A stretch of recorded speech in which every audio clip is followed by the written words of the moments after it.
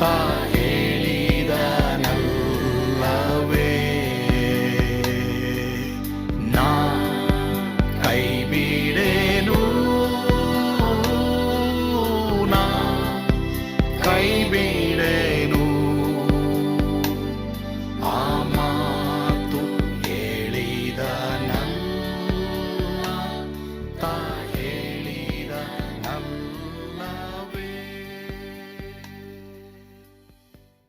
ಯೇಸು ಕೈ ಬಿಡನು ದೈನಂದಿನ ಸತ್ಯವೇದ ಅಧ್ಯಯನಕ್ಕೆ ನಿಮ್ಮೆಲ್ಲರನ್ನು ನಾನು ಸ್ವಾಗತಿಸ್ತೇನೆ.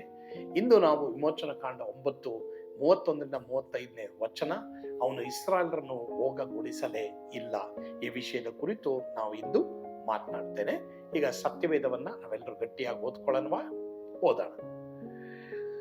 ಜವೆಗೋದಿಗೆ ತೆನೆಯು ಅಗಸೆಗೆ ಮೊಗ್ಗೆಯೂ ಆಗಿದ್ದರಿಂದ ಆ ಎರಡು ಬೆಳೆಗಳು ನಷ್ಟವಾಯಿತು. ಗೋಧಿಯು ಕಡಲೆಯು ಇಂದಿನ ಬೆಳೆಯಾದ್ದರಿಂದ ಅದಕ್ಕೆ ನಷ್ಟವಾಗಲಿಲ್ಲ. ಮೋಶೆಯು ಫರೋಹನನ್ನ ಬಿಟ್ಟು ಪಟ್ಟಣದಿಂದ ಹೊರಗೆ ಬಂದು ಕೈ ಎತ್ತಿ ಯೆಹೋವನನ್ನ ಪ್ರಾರ್ಥಿಸಿದಾಗ ಗುಡುಗು ಕಲ್ಲಿನ ಮಳೆಯು ನಿಂತು ಹೋದವು. ಮಳೆಯೂ ನಿಂತಿತು, ಆದರೆ ಆ ಬಿರುಮಳೆಯು ಕಲ್ಲಿನ ಮಳೆಯು ಗುಡುಗು ನಿಂತು ಹೋದದನ್ನು ಫರೋಹನು ಕಂಡಾಗ ಅವನು ಅವನ ಪರಿವಾರದವರು ಇನ್ನೂ ಪಾಪಿಷ್ಠರಾಗಿ ತಮ್ಮ ಹೃದಯಗಳನ್ನ ಮೊಂಡು ಮಾಡಿಕೊಂಡರು. ಯೆಹೋವನು ಮೋಶೆಯಿಂದ ಹೇಳಿಸಿದಂತೆ ಆಯಿತು. ಫರೋಹನ ಹೃದಯವು ಕಠಿಣವಾಗಿತ್ತು, ಅವನು ಇಸ್ರಾಯೇಲರನ್ನು ಹೋಗಗೊಡಿಸಲೇ ಇಲ್ಲ. ಸೊ ಇಲ್ಲಿ ಬೆಳೆ ನಷ್ಟವಾಗುತ್ತೆ, ಸ್ವಲ್ಪ ಉಳಿತದೆ. ಅದರಲ್ಲಿ ನಾವು ಅರ್ಥ ಮಾಡ್ಕೊಳ್ಳೋದು ಏನಂದ್ರೆ, ದೇವರನ್ನ ನಾವು ಬಿಟ್ಟಾಗ ನಮಗೆ ಯಾವಾಗಲೂ ನಷ್ಟನೇ. ಆದ್ರೂ ಸಹ ದೇವ್ರ ಕೃಪೆ ಅನ್ನೋದೊಂದು ಇದಲ್ಲ, ಏನೋ ಸ್ವಲ್ಪ ನಮ್ಗೆ ಉಳಿಸ್ತಾರೆ. ಇಲ್ಲಿ ನೋಡ್ರಿ, ಜವೆಗೋದಿಗೆ ತೆನೆಯು ಅಗಸೆಗೆ ಮೊಗ್ಗೆಯೂ ಆಗಿದ್ರಿಂದ ಎರಡು ಬೆಳೆ ನಷ್ಟವಾಯಿತು. ಆದರೆ ಗೋಧಿ ಕಡಲೆ ಇಂದಿನ ಬೆಳೆ ಆದ್ರಿಂದ ಅದಕ್ಕೆ ನಷ್ಟವಾಗಿಲ್ಲ. ಅಂದ್ರೆ ಅಲ್ಲಿ ದೇವ್ರ ಕೃಪೆ ನಾವು ನೋಡ್ತೀವಿ. ಇನ್ನೂ ದೇವ್ರ ಕೃಪೆ ನಮ್ಮ ಮೇಲೆ ಇದೆ. ಏನಕ್ಕೆ? ಸಂಪೂರ್ಣವಾಗಿ ನಮ್ಮ ಜೀವಿತವನ್ನ ದೇವರು ಒಪ್ಪಿಸ್ಕೊಡೋದಕ್ಕೋಸ್ಕರವಾಗಿ ಕೆಲವು ಒಳ್ಳೆಯದನ್ನ ನಮಗೆ ಹಂಗೆ ಬಿಟ್ಟಿರ್ತಾರೆ ದೇವರು. ಅದರರ್ಥ ನಾವು ಪಾಪದಲ್ಲಿ ಜೀವಿಸ್ಬೇಕು ಅಂತಲ್ಲ. ಮತ್ತೆ ಇಲ್ಲಿ ಮೋಶೆ ಹೋಗಿ ಕೈ ಚಾಚ್ತಾನೆ ಆಕಾಶದ ಕಡೆಗೆ, ಆನೆಕಲ್ಲಿನ ಮಳೆ ಎಲ್ಲ ನಿಂತೋಗುತ್ತೆ. ಬಟ್ ಆದ್ರೆ ಇದನ್ನ ನೋಡಿದಂತ ಫರೋಹ ಅವನ ಪರಿವಾರದವರು ಹೃದಯವನ್ನ ಮೊಂಡು ಮಾಡಿಕೊಳ್ತಾರೆ, ಅವರು ಜನರನ್ನ ಹೋಗಗೊಡಿಸಲಿಲ್ಲ. ಅನೇಕ ಜನರು ಇವತ್ತು ಹೃದಯದಲ್ಲಿ ಮಾನಸಾಂತರ ಪಟ್ಟು ಪಾಪವನ್ನ ಬಿಟ್ಟು ಯೇಸುಸ್ವಾಮಿ ಬಳಿಗೆ ಬರಕ್ಕೆ ಇಷ್ಟ ಇಲ್ಲ. ಯೇಸು ಸ್ವಾಮಿಯಿಂದ ಆಶೀರ್ವಾದ ಬೇಕು, ಆದ್ರೆ ಯೇಸುಸ್ವಾಮಿ ಬೇಡ ಅನ್ನೋದು ಎಷ್ಟೋ ಜನ ಇವತ್ತಿದ್ದಾರೆ. ಆ ತರ ನೀನು ನಾನು ಇರೋದಾದ್ರೆ ಇವತ್ತೇ ನಮ್ಮ ಹೃದಯಗಳಲ್ಲಿ ಇರುವಂತಹ ಪಾಪದ ಆಸೆಗಳು, ಪಾಪದ ಯೋಚನೆಗಳನ್ನ ನಾನು ನೀನು ಬಿಟ್ಟು ದೇವರ ಕಡೆಗೆ ತಿರುಗಿಕೊಳ್ಳೋಣ. ಖಂಡಿತವಾಗಿ ನಷ್ಟವನ್ನ ದೇವರು ಲಾಭವಾಗಿ ಮಾರ್ಪಡಿಸ್ತಾರೆ. ಫರೋಹನ ಅವನ ಪರಿವಾರದವರ ಹಾಗೆ ಇರೋದು ಬೇಡ ಪ್ರಿಯರೇ. ನನ್ಗೆ ಗೊತ್ತಿಲ್ಲ ಯಾವ ವಿಷಯದಲ್ಲಿ ನೀನು ಇನ್ನೂ ಹೃದಯವನ್ನ ಕಠಿಣ ಮಾಡ್ಕೊಂಡಿದ್ಯಾ. ದಯವಿಟ್ಟು ಅದನ್ನ ಬಿಟ್ಬಿಡು, ಆ ಪಾಪವನ್ನ ಬಿಟ್ಬಿಡು, ಆ ಕಠಿಣತೆಯನ್ನ ಬಿಟ್ಟು ದೇವರೇ ಸರಿ ನೀನು ಹೇಳ್ದಂಗೆ ನಾನು ಕೇಳ್ತೀನಿ ಎಂಬುದಾಗಿ ನೀವು ತೀರ್ಮಾನ ಮಾಡಿ ನಿಮ್ಗೇನ್ ನಷ್ಟ ಆಗಿದೆ ಅದನ್ನ ಲಾಭವಾಗಿ ದೇವರು ಮಾಡಿಕೊಡ್ತಾರೆ. ಕರ್ತನು ಈ ವಾಕ್ಯಗಳ ಮೂಲಕ ನಿಮ್ಮನ್ನು ಆಶೀರ್ವದಿಸಲಿ. ಆಮೇಲೆ ಪ್ರಾರ್ಥಿಸೋಣ. ನಮ್ಮನ್ನು ಬಹಳವಾಗಿ ಪ್ರೀತಿ ಮಾಡುವಂತ ನಮ್ಮ ಸ್ವರ್ಗೀಯ ತಂದೆ ದೇವರೇ, ನಿಮಗೆ ಸ್ತೋತ್ರ.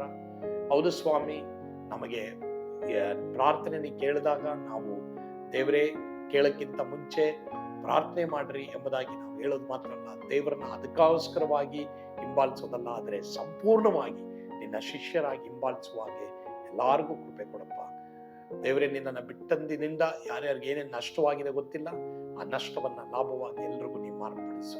ಆ ರೀತಿ ನೀವು ಮಾರ್ಪಡಿಸ್ತೀರ, ಅದಕ್ಕಾಗಿ ಸ್ತೋತ್ರ, ಸ್ತುತಿ, ಘನ, ಮಾನ, ಮಹಿಮೆ ನೀವು ಒಬ್ಬರೇ ಹೊಂದಿಕೊಳ್ಳ್ರಿ ಸ್ವಾಮಿ. ಯೇಸುವಿನ ಹೆಸರಿನಲ್ಲಿ ಪ್ರಾರ್ಥಿಸ್ತೇವೆ ದೇವರೇ, ಆಮೇನ್. ಕರ್ತನು ನಿಮ್ಮೆಲ್ಲರನ್ನು ಆಶೀರ್ವಾದ ಮಾಡಲಿ. ಯೇಸು ನಿಮ್ಮನ್ನು ಕೈ ಬಿಡನು.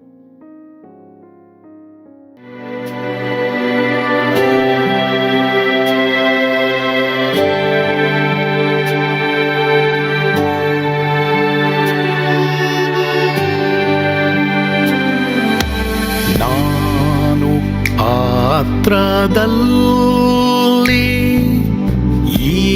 ಇರುವಾಗಲೂ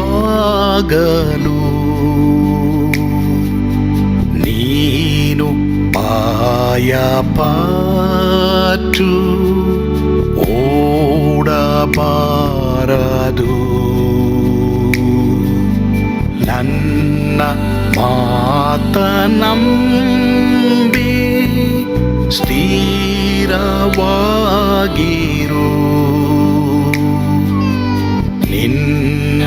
ಬಿಡಲಾರೆ, ಬಿಡೇನು ಎಂದೆಂದಿಗೂ.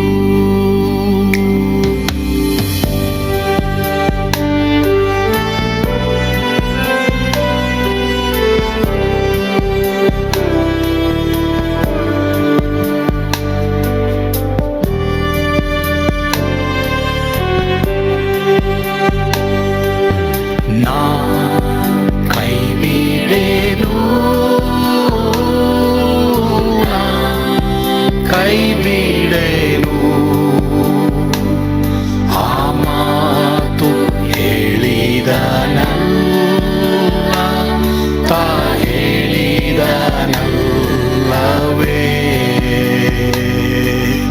ನಾ ಕೈ ಬಿಡೇನು, ಕೈ ಬಿಡೇನು, ಆ ಮಾತು ಹೇಳಿದನಲ್ಲ, ತಾ ಹೇಳಿದನಲ್ಲವೇ.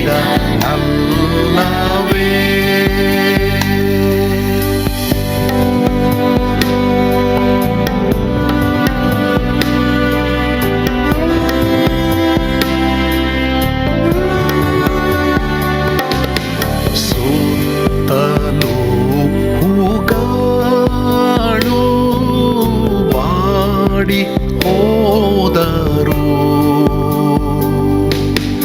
ಮೇಲೆ ಸ್ವರ್ಗದೋಳು ಬಾದಲಾಗದು.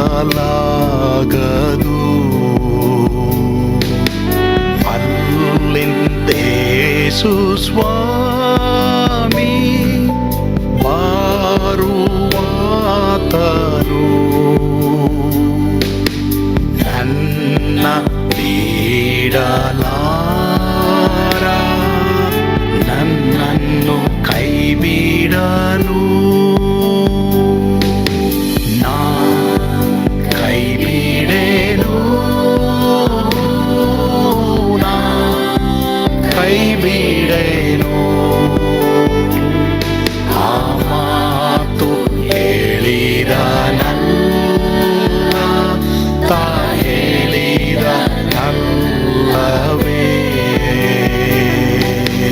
ನಾ ಕೈ ಬಿಡೇನು, ನಾ ಕೈ ಬಿಡೇನು, ಆ ಮಾತು ಹೇಳಿದನಲ್ಲ, ತಾ ಹೇಳಿದನಲ್ಲವೇ.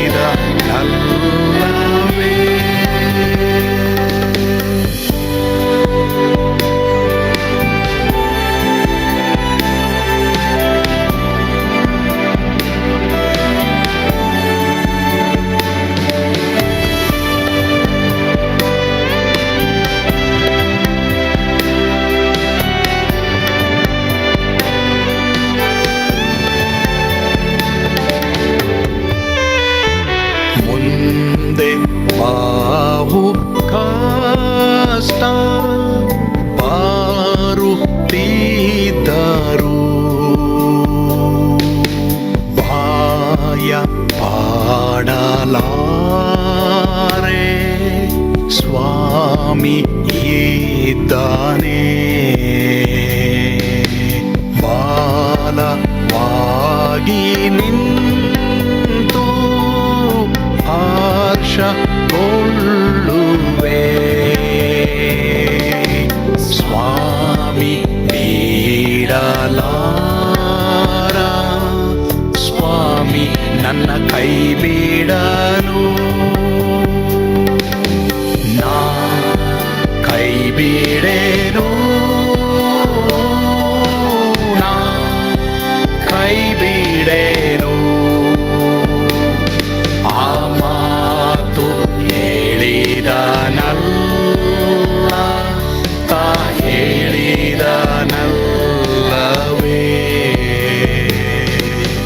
ನಾ ಕೈ ಬಿಡೇನು,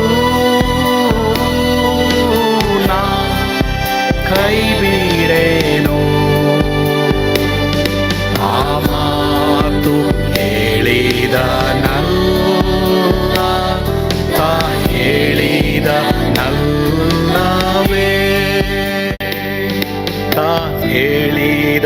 ನಲ್ಲ